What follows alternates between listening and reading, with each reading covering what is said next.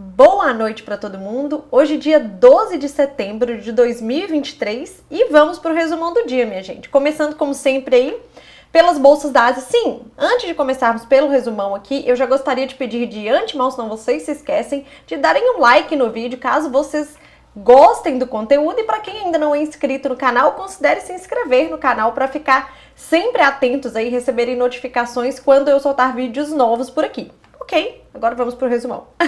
Eu sempre me esqueço de falar isso pra vocês. Mas vamos lá, minha gente. Começando pelas bolsas da Ásia, como vocês podem ver aqui, as bolsas da Ásia, elas fecham prioritariamente negativas, mas ainda assim nenhuma queda muito abrupta ou expressiva que pudesse ser corroborada por alguma movimentação, alguma notícia, alguma breaking news, alguma coisa específica de lá.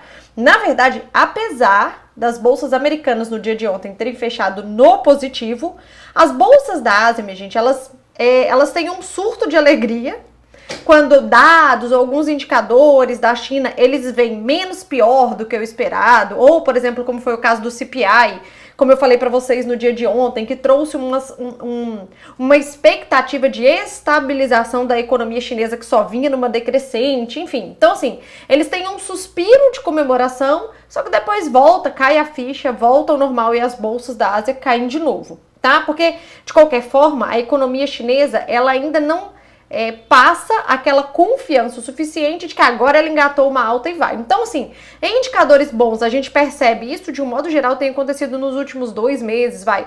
De um modo geral, quando vem um indicador relativamente bom, ok, nem é bom, né? Um indicador ok, econômico lá da China, ou algum estímulo, mesmo que pequeno, que o governo chinês faça, ou que o Banco Central da China faça, você tem um suspiro das bolsas chinesas, mas depois elas acabam realizando aquilo ali. Então, nada mais justo e nada de diferente do que aconteceu nessa madrugada, e por isso as bolsas da Ásia, de um modo geral, fecham levemente negativas por lá, ok?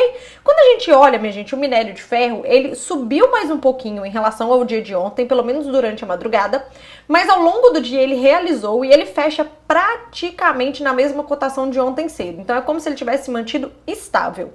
Ok? Agora, quando a gente olha para o petróleo, não, o petróleo deu um salto, mais uma vez ele sobe mais um pouco, por quê? Hoje saiu o relatório da OPEP e nesse relatório o relatório estima um déficit no quarto trimestre de oferta de petróleo no mundo de 3,3 milhões de barris por dia.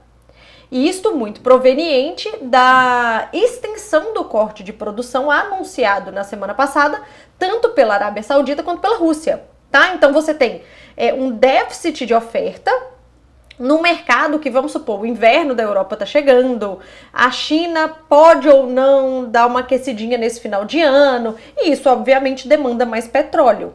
Ok? Então, o fato do relatório prever, inclusive, essa previsão, ela é bem superior do que a previsão dos especialistas em commodities no mundo e etc. Ok? Além disso, minha gente, a Bloomberg soltou uma nota de que se confirmar esse déficit de 3,3 milhões de barris por dia no quarto trimestre, seria o maior déficit de produção de petróleo no mundo da última década. Então é realmente uma informação muito expressiva. Por isso que nós tivemos aí um cenário de petróleo bastante em alta no dia de hoje. Ok? Bom, então temos um cenário de commodities ou de estáveis para altas, ok?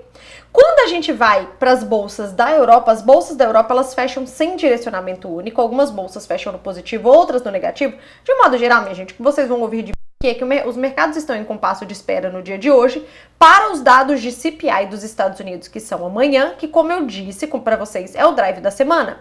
O mercado está curioso para saber aí se o reaquecimento da economia americana, proveniente de dados que a gente acompanhou, que foram vendas no varejo, produção industrial, o PIB americano, que por mais que tenha desaquecido, ainda assim é um PIB alto, para um cenário de juros alto lá nos Estados Unidos, né? Isso é o que eu quis dizer, pode ser inflacionário ou não. Né? E em contrapartida nós temos um mercado de trabalho fraco. Então o CPI de manhã ele vai trazer algumas respostas para o mercado e o mercado aguarda isso, e hoje ele está no compasso de espera e a gente pode ver isso claramente nas bolsas da Europa, tá?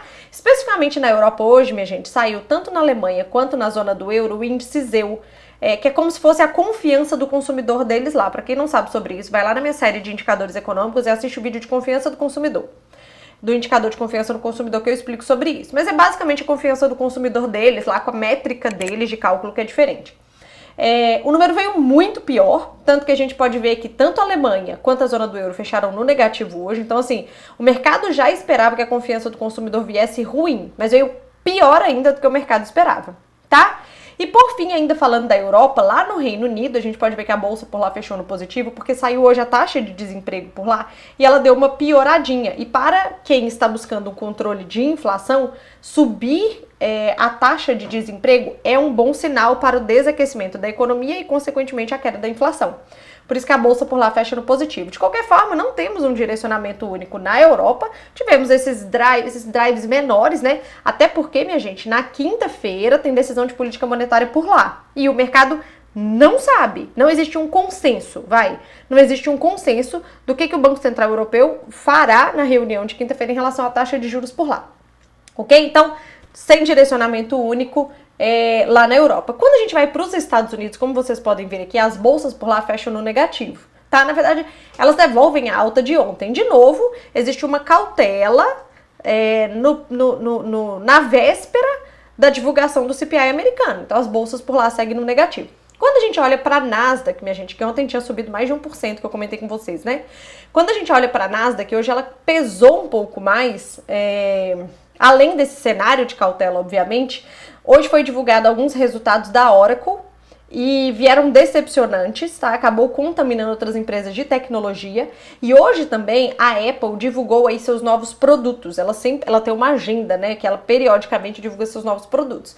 E foi hoje. E ela anunciou aí o iPhone 15 e um relógio com algumas alterações, tá? No final das contas, todas essas alterações não surpreenderam tanto assim o mercado.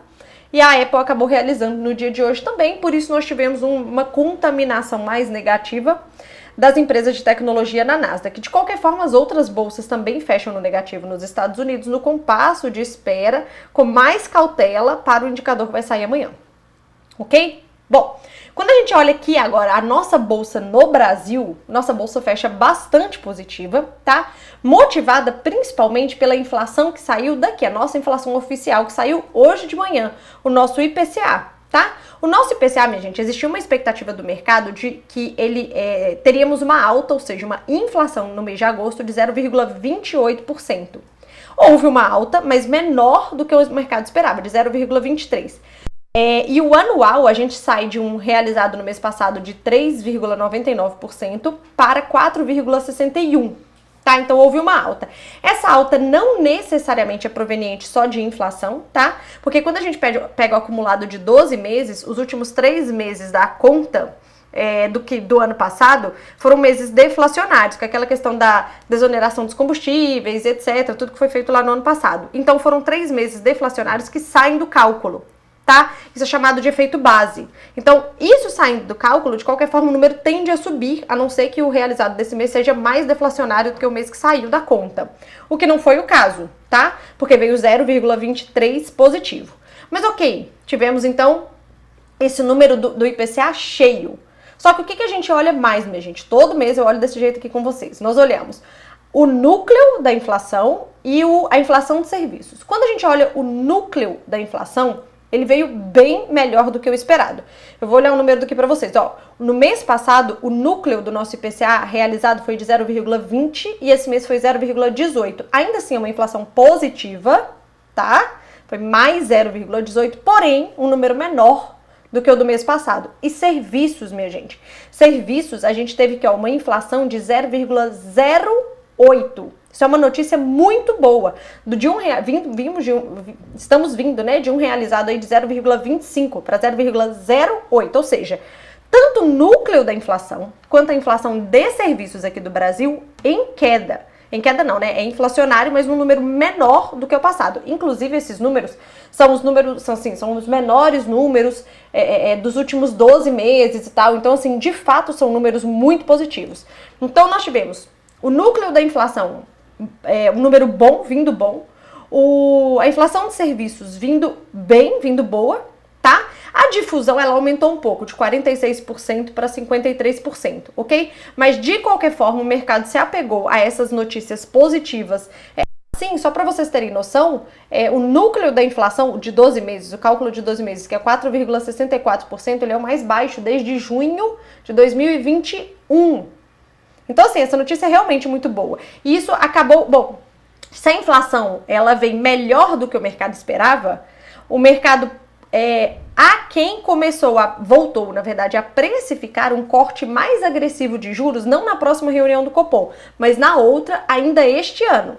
Então, assim, o corte de 0,5, ele já é praticamente unânime para a próxima reunião, mas há casas de research, há bancos, etc., que eles já precificam cortes mais agressivos de 0,75 ainda este ano. Afinal de contas, a gente hoje está com a nossa meta de inflação no Brasil, minha gente, ela é 3,5%, com uma banda de mais ou menos 1,5%. Se a gente colocar essa banda, a inflação cheia, ela tá praticamente já dentro dessa banda, né? Tudo bem que o Banco Central brasileiro, ele persegue os 3,5, mas já estamos dentro dessa faixa, tá? E isso sim justifica mais cortes de juros aqui do Brasil.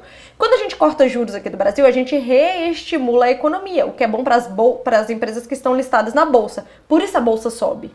Tá? Uma inflação mais fraca do que o mercado esperava, traz a expectativa de mais cortes de juros pelo Banco Central, mais cortes de juros, reaquece a economia brasileira e as empresas que estão listadas, não só as empresas que estão listadas na Bolsa, né, minha gente, mas assim, as empresas que estão listadas na Bolsa surfam esse reaquecimento econômico e isso faz com que há uma valorização de suas ações e por isso a Bolsa sobe, tá? Então, por isso temos a Bolsa positiva no dia de hoje. Falando agora do dólar, o que acontece com o dólar, minha gente? Se o mercado entende que, poxa, estamos com uma inflação num bom caminho, a de serviços, o núcleo, inclusive, e o Banco Central brasileiro pode, quem sabe, até ser mais agressivo no seu corte de juros, na queda de juros aqui do Brasil, o que acontece com o diferencial, minha gente, de juros? Entre, por exemplo, o Brasil e Estados Unidos, ele se torna menor.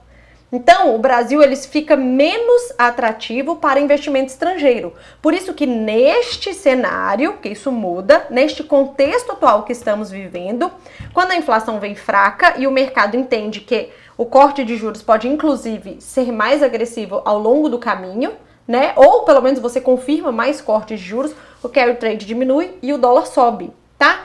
Corroborando com isso que eu falei com vocês, nós tivemos hoje, como vocês podem ver aqui, o dólar positivo no mundo inteiro, tá? Ele realiza parte da queda de ontem no mundo inteiro, no sentido de cautela, de novo, para o CPI que vai sair amanhã. Então temos o dólar na cesta DX positivo e o dólar nos emergentes também tudo positivo. Então tivemos um cenário de dólar positivo no mundo e um cenário de IPCA mais fraco aqui que corrobora com a positividade do dólar no dia de hoje. Por isso que nós tivemos bolsa positiva e dólar positivo, ok? Espero que tenham entendido, espero que tenham aproveitado as movimentações no dia de hoje para quem opera e até o resumão de amanhã. Beijo!